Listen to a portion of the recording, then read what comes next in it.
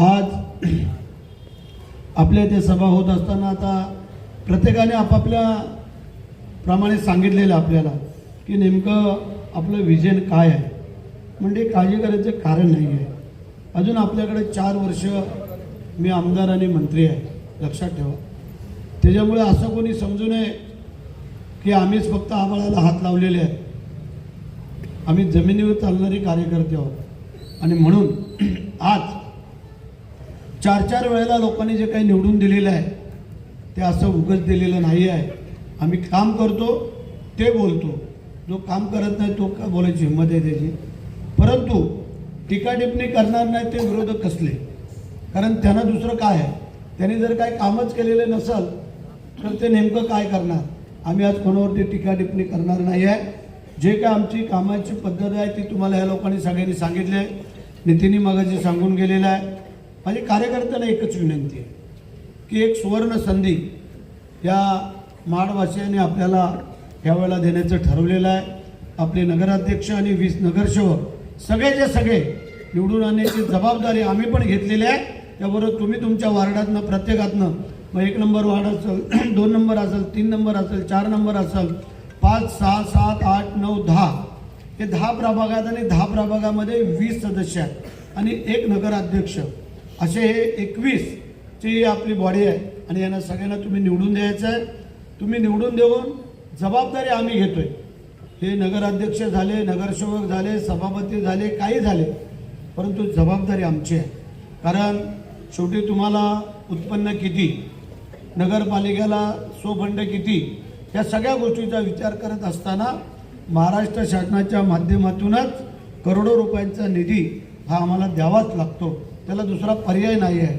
आणि म्हणून तुम्हाला सांगू इच्छितो की तुम्ही एकदा फक्त संधी द्या आणि त्या संधीचं सोनं कसं करायचं ती जबाबदारी आमची लागली. हे सदस्य राहतील, नगराध्यक्ष राहतील, त्यांची जबाबदारी ते पार पाडतील. परंतु महाराष्ट्र शासनाच्या माध्यमातून जेवढा जास्तीत जास्त निधी, तसं आता पाहायला गेलं तर मग सांगितलं पहिलं विजन आहे आमचं की माझ्या माता भगिनींना चांगलं स्वच्छ सुंदर पाणी. आणि ते काय 1 तास येतं, अर्धा तास येतो, 1.5 तास येतो, नंतर उन्हाळ्यामध्ये परत अडचण निर्माण होते. ती होणार ना. आज मी मोहल्ल्यामध्ये गेलो होतो सुनील, त्यामध्ये मी पाहिलं की त्याचं त्या बिचाऱ्याने त्या नळाचे पाईप मला दाखवले, गटारं दाखवली, सगळं दाखवलं. मी बोलो काळजी करू नका.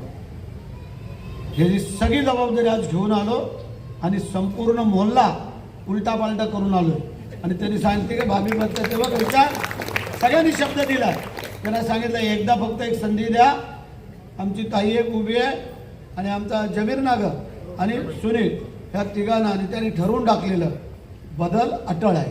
त्याबद्दल काळजी करायचं. कारण जर मोहल्ल्यामध्ये बदल अटळ असेल तर मग आमच्या लोकांमध्ये का नसावं, आमची ही विनंती.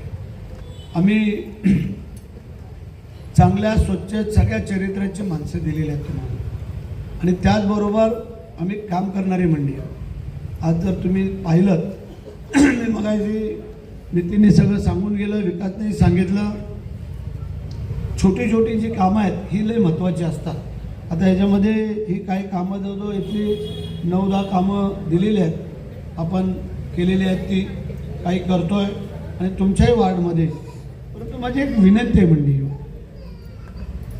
विरोधक आम्हाला हिणवत आहेत, जनतेला सांगतायत, पत्रकारांना सांगतायत की बोले आम्हाला विकास कुठे दिसत नाही. आता आम्ही वेडवाकडं बोललो का त्यांना झोंबतं, पण झोंबायला पण पाहिजे. तो कळणार कसं असो ते तिकडे चालेल. म्हणजे आज पहिलं सांगतो ही जी काय कामं आहेत त्यांनी खरोखर एकदा येऊन शिवाजी महाराजांच्या चौकात आमना सामना करून दाखवावा. शक्तितुऱ्याचा नाच बघूया आपण कोण जिंकतो आणि कोण हारतो. ते आम्ही केलं ते बोलतो, आम्ही करणार आहे ते बोलू.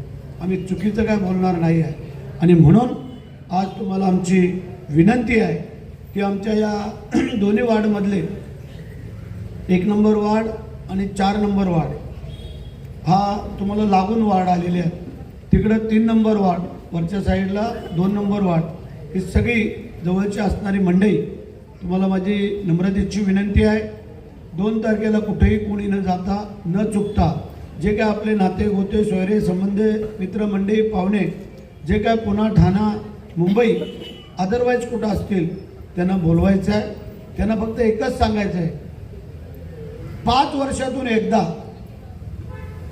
आम्हाला दिलं मत.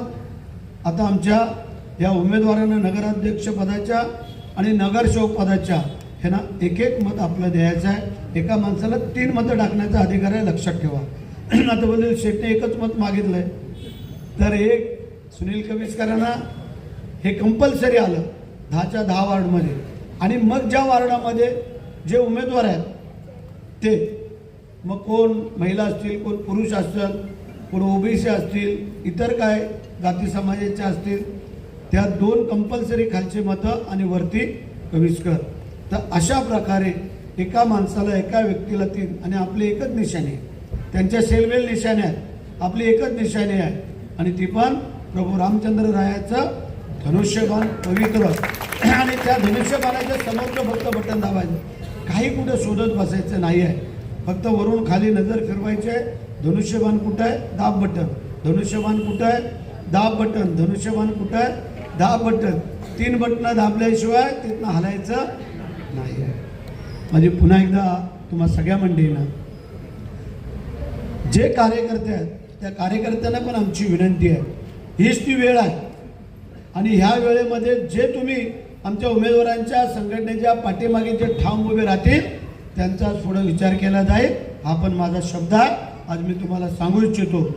एखाद्याला थोडीशी नाराजी असते, कुरबुर असते, पण ती ही वेळ नाही आहे. काही लोकांनी मग काही सांगितलं, पिंटी असेल, आमचा मयूर आहे, जोशी आहे, सगळे. परंतु त्यांनी सांगितलं आणि जोशीने तर परवा स्पष्ट सांगून टाकलं, बोले सेठ काळजी करायचं कारण नाही आहे. आता आमची जबाबदारी आहे, तुम्ही उमेदवार दिलेत ना, जबाबदारी आमची आहे. आणि आम्ही त्यांना म्हणजे पहिले तर आम्ही भारतीय जनता पार्टीच्या लोकांना बरोबर घेतलं, त्यांच्यावर मिटिंग केली, त्यांना सांगितलं दरवेळेला 3 उमेदवार देत होतो, ह्यावेळेला तुम्हाला 5 उमेदवार देतो असं आम्ही स्पष्ट केलं. आणि त्याच्या परी एक उपनगराध्यक्षपद देतो, नगर अध्यक्षपद आपला राहील, उपनगर तुम्हाला देतो. मीटिंग झाली, परंतु त्यांच्या काही वेगळी चक्र फिरली, हरकत नाही आहे. त्यांची चक्र फिरली असली तरी आता आमची चक्र काय फिरत आहेत ते मग 2 तारखेला पाहूया. आणि 3 तारखेला विजयी मिरवणुकीला आपण सगळ्यांनी शिवाजी महाराज चौकामध्ये हजर राहावं अशी मी विनंती करतो आणि माझ्या 2 शब्दाला पूर्णविराम देतो. जय हिंद, जय महाराष्ट्र, वंदे मातरम.